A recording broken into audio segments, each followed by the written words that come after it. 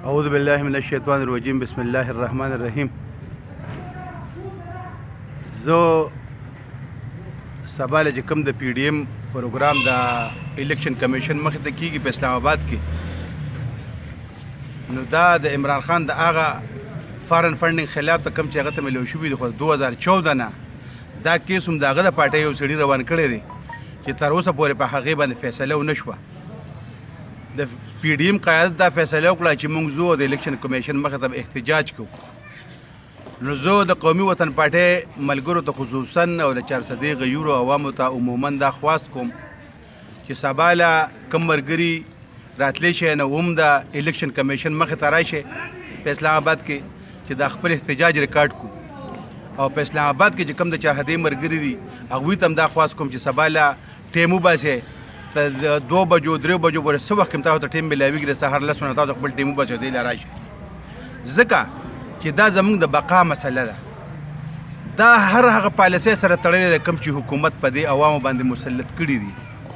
کاغه د ګرانې خبره ده، کاغه د بجلی خبره ده، کاغه د ګیس خبره ده، کاغه د پټرولو خبره ده.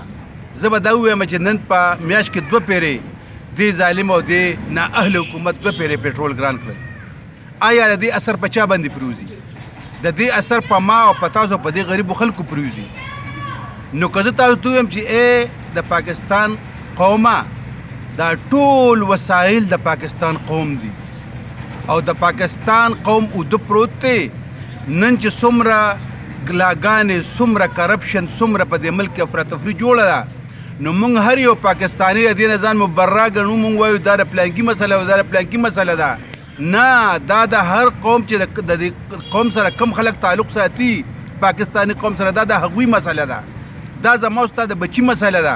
که موږ نن را پانسېدو موږ تپوس ونه کړو نو دا ظلم او دا زیاتي به هم دغه شانتې روان وي. دا پیسه، دا وسایل دا د پاکستاني قوم دي. دا د پاکستاني قوم د هغوی په صحت باندې ولګي، د هغوی د بچو په تعلیم باندې دی ولګي، د هغوی دپاره د پاکو اوبو بندوبست وکړي شي، د هغوی دپاره د ارزاني راوستلی شي. دا کم حال چې روان دی په دې ملک کې روزانه ګراني د سهار نه ماښامه پورې 10 پیرې ګراني جوړېږي. دا حکومت نه دی. دا خو زه وایم چې آیا د ادارې ولې تباه کوي؟ ولې په دې ادارو پسې په دې ملک پسې نښتې دی؟ دا ملک تباه کړی دی د چا په اشاره باندې لګیا دی؟ نو زه ټولو ملګرو ته خواست کوم چې سبا راپاسې په جمع باندې د قومي وطن پارټۍ یو زبردست جلوس به انشاءالله تعالی د 400 نه د انټرچینج نه 9 بجې د سکندر خان په قیادت کې روانېږي. موږ ملګرو له پکار چې ټول پکې په ګڼ تعداد باندې شرکت وکړو، په دې جلوس کې لاړ شو او دغه ځای کې هر ملګری خپل احتجاج ریکارډ ووایو چې موږ یو قوم یو، موږ د دې ظالمو او د دې سلیکټډ حکومت خلاف راپاڅېدلي یو.